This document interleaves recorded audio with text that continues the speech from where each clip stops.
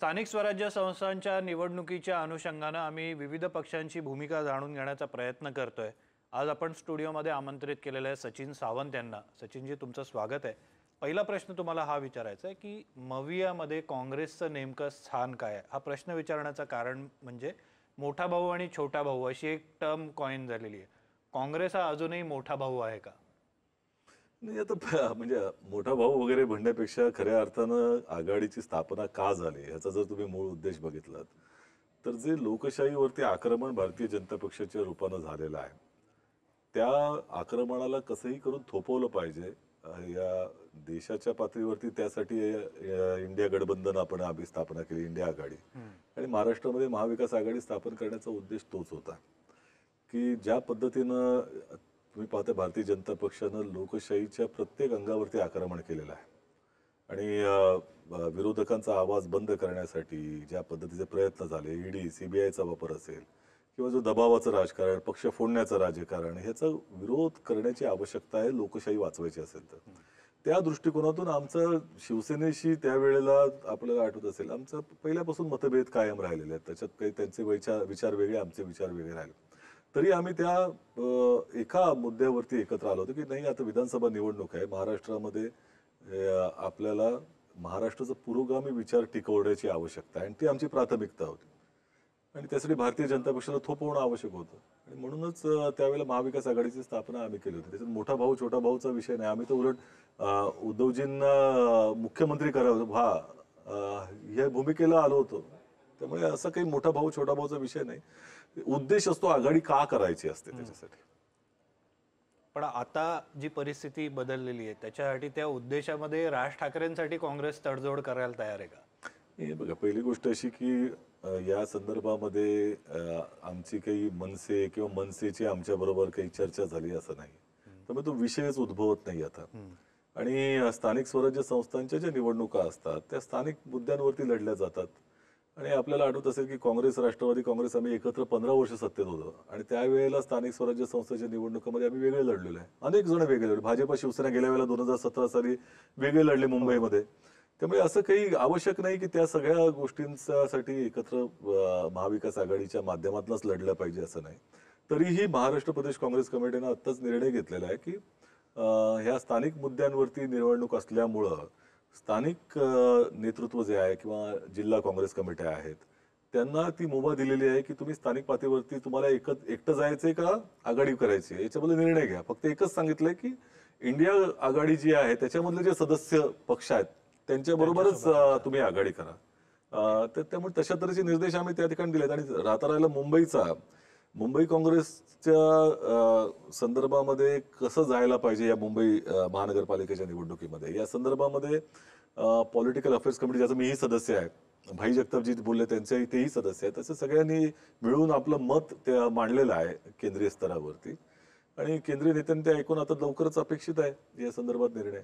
पण सार्वत्रिक एकमतच आहे आमचं त्या संदर्भात कसं जायचं त्याच्या संदर्भात। राज ठाकरेंसोबत जाऊ नये अशी तुमची भूमिका होती, तसं भाई जगतापांनी बोलूनही दाखवलेलं होतं। ती एक सार्वत्रिक भावना जी आहे ती आम्ही पक्ष नेतृत्वाकडे मांडलेली आहे।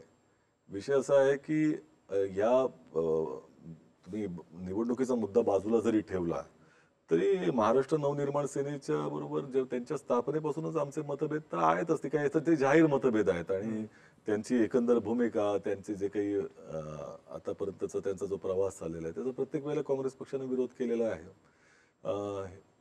हिंसात्मक पातळीवरचा असेल तो तर भाग राहिलाच, परंतु निवडणुकीच्या संदर्भामध्ये निर्णय आता लवकरच होईल, त्यामुळे आपली पुढची कार्यदिशा काय असेल ते आपल्या समोर येईल। ओके, लोकसभा निवडणूक त्याच्यानंतर विधानसभा निवडणूक। लोकसभेला काँग्रेसला महाराष्ट्रामध्ये चांगलं यश मिळालं, तुमच्यामुळे शिवसेनेलाही फायदा झाला असं म्हटलं जातं, तसं आकडे पण दाखवत आहेत। खास करून अल्पसंख्याकांची मतं त्यांच्या बाजूला जाण्याचा फायदा झाला। आता जर परिस्थिती अशी आली की काँग्रेसनं वेगळं लढायचा निर्णय घेतला तर ही जी मतपेढी आहे, वोट बँक आहे, त्याच्यामध्ये फूट पडेल आणि विभाजन होईल अशी भीती काँग्रेसला वाटते का? आणि हे काँग्रेससाठी जर वेगळं लढण्याचा निर्णय घ्यायचा झाला तर ही अडचण होणार नाही का? नाही बघा, पहिली गोष्ट अशी मतपेढी वगैरेचा विषय नसतो, राजकारणामध्ये विचार हा महत्वाचा असला पाहिजे, भूमिका महत्वाची असली पाहिजे आणि त्याच्या अनुषंगानं तुम्ही राजकारण करता. काँग्रेस पक्षाची मला वाटतं देशपातळीवरती काँग्रेसचा असा बहुतांश पद्धतीने एकमेव पक्ष असेल की जो त्यांनी ज्या ज्या भूमिका निवडणुकामध्ये घेतल्या त्या आपल्या विचारांशी संलग्न घेतलेल्या आहेत.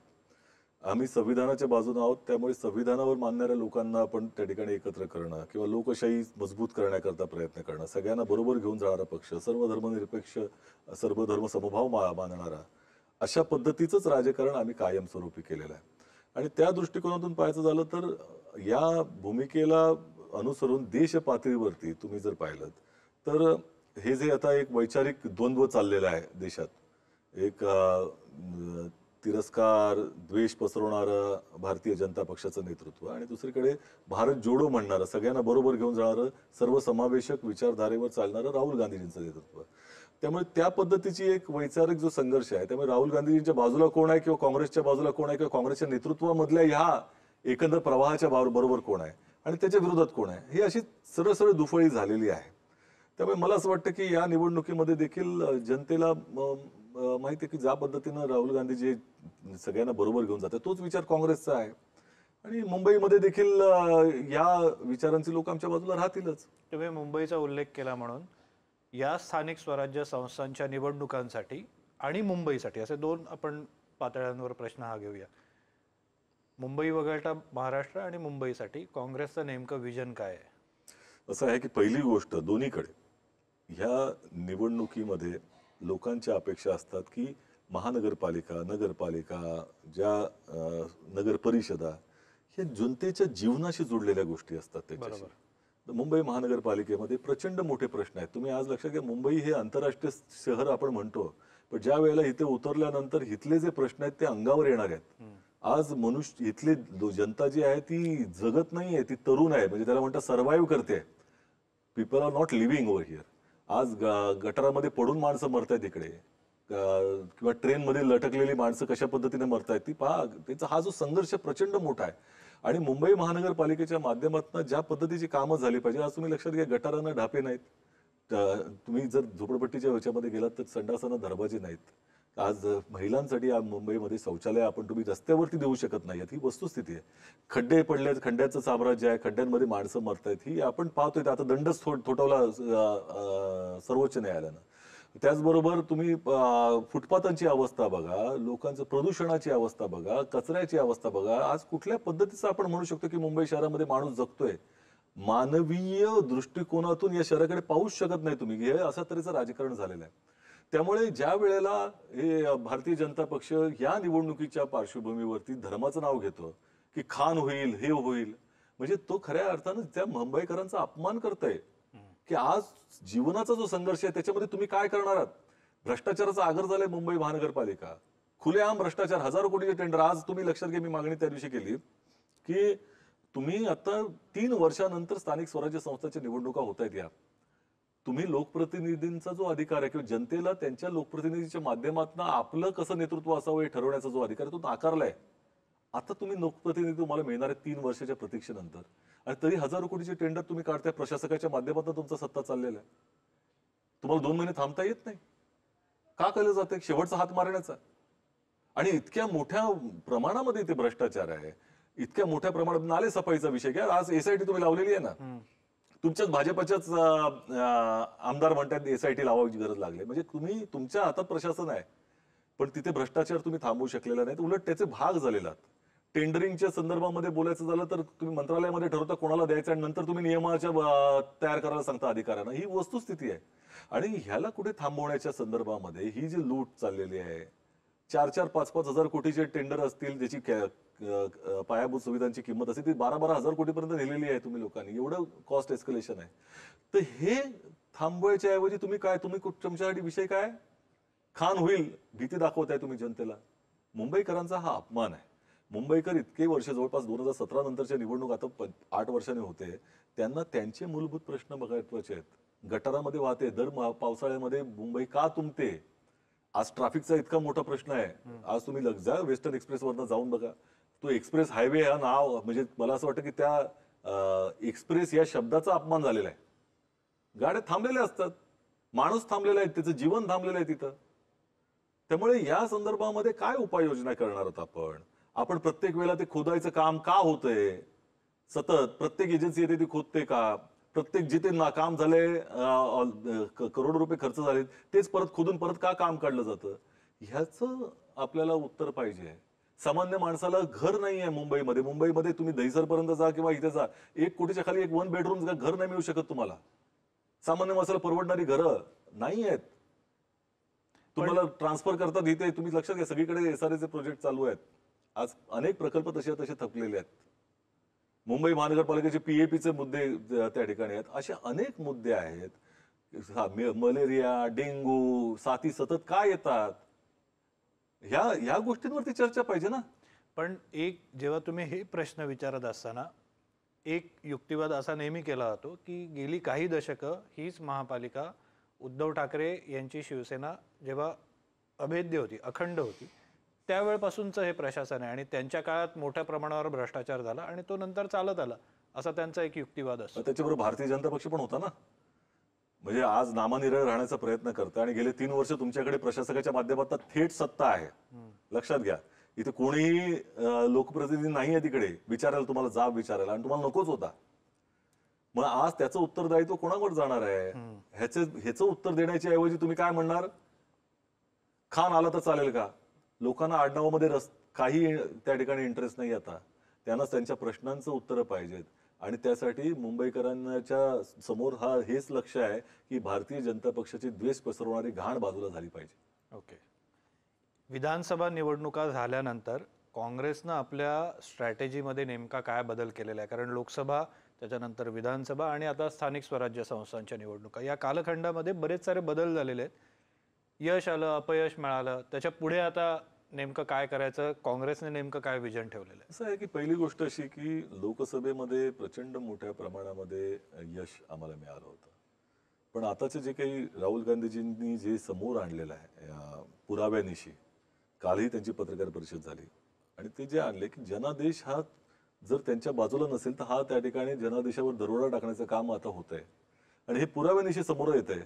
आज ज्या मतदार यादीमधले घोळ असतील किंवा ज्या पद्धतीनं दुबार मतदाराचा विषय असेल, बाहेरनं मतदान आणून त्या ठिकाणी मतदान करण्याचा विषय असेल, सत्ताधारी आता एका अंगाने बोलायला लागलेले आहेत. त्यामुळे हे जनमत हे खेचून त्यांनी घेतल्याचा जो दिसतोय त्या ठिकाणी निर्देश, आणि विरोधी पक्ष पूर्णपणे संपुष्टात आणण्याची ज्यांची जी मानसिकता आहे, याचा विरोध करण्यासाठी आम्ही रस्त्यावर आहोत. वोट चोर हा जो काही गद्दी छोड जे काही आंदोलन, आता पूर्ण देशपातळीवरती हा शब्द झाला, तो महाराष्ट्रातनं उगम झालाय त्याचा. महाराष्ट्रातल्याच एका खासदारांनी ही त्या ठिकाणी स्लोगन दिली होती, ती देशपातळीवरती गेलेली आहे. त्यामुळे लोकसभा निवडणुकीच्या आणि विधानसभा निवडणुकीच्या दरम्यान 41 लाख मतदार वाढलेले आहेत. आणि मी त्याच्याही पुढे मी स्वतःच उलगडा करून सांगितलं होता की ह्याच्या पलीकडे अजून गंभीर बाब अशी आहे की 15 ऑक्टोबर 2024ला निवडणूक घोषित झाली विधानसभेची. संपूर्ण वर्षभर म्हणजे 1 जानेवारी 2024 ते 15 ऑक्टोबर पर्यंत सतत मतदार नोंदणी होते. 15 ऑक्टोबरला घोषित झाली आणि शेवटचे 4 दिवसाची मुभा देण्यात आली की या 4 दिवसामध्ये मतदार नोंदणी ही केली जाईल. त्या 4 दिवसामध्ये महाराष्ट्रात 6.5 लाखापेक्षा जास्त मतदार नोंदणी झाले. म्हणजे हे अभूतपूर्व आहे.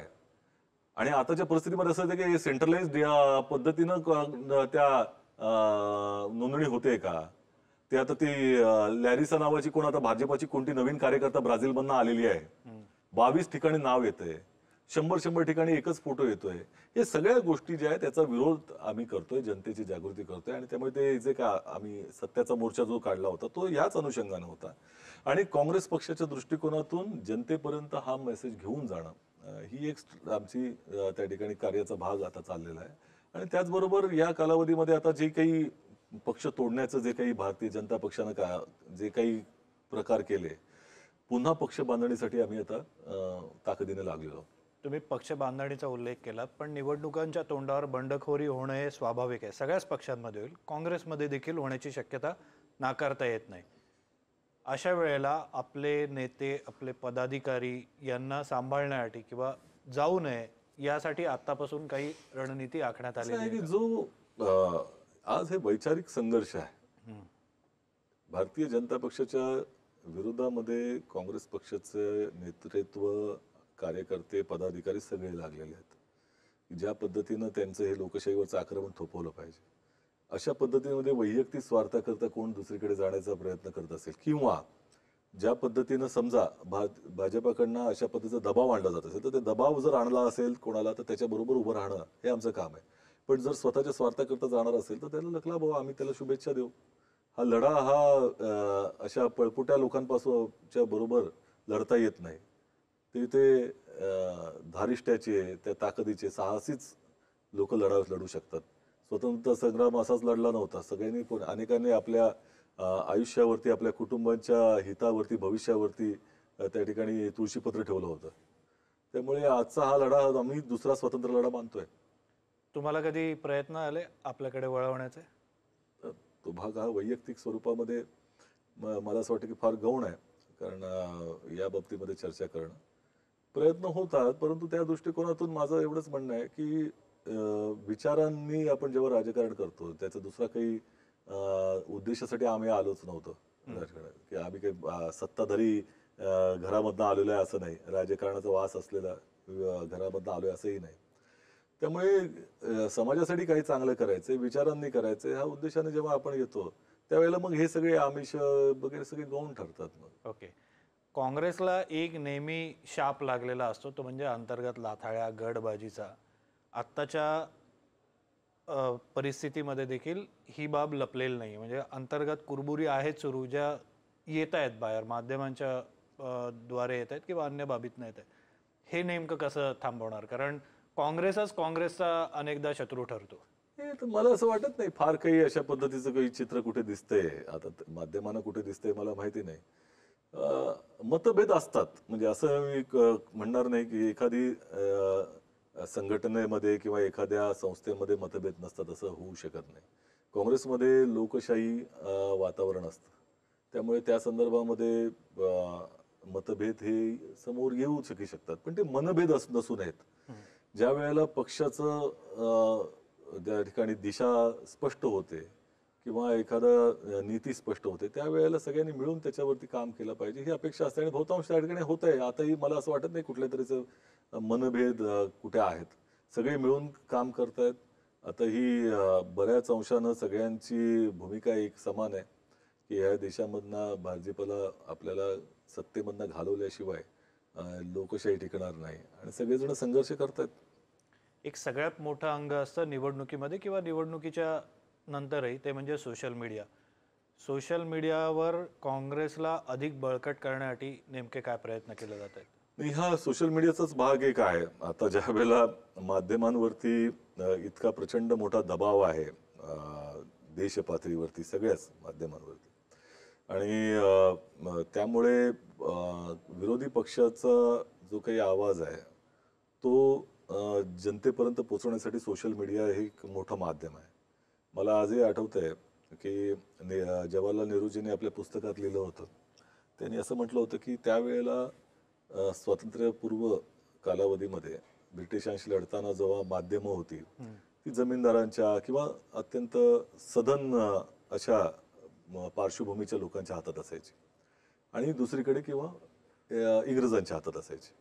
अशा वेळेला त्यांच्या विरोधामधला म्हणजे जनसामान्यांचे, शेतकऱ्यांचे, कामगारांचे, मजुरांचे जे काही विषय असायचे ते महात्मा गांधीजी जेव्हा उचलायचे त्याला प्रसिद्धी तितकी मिळायची नाही.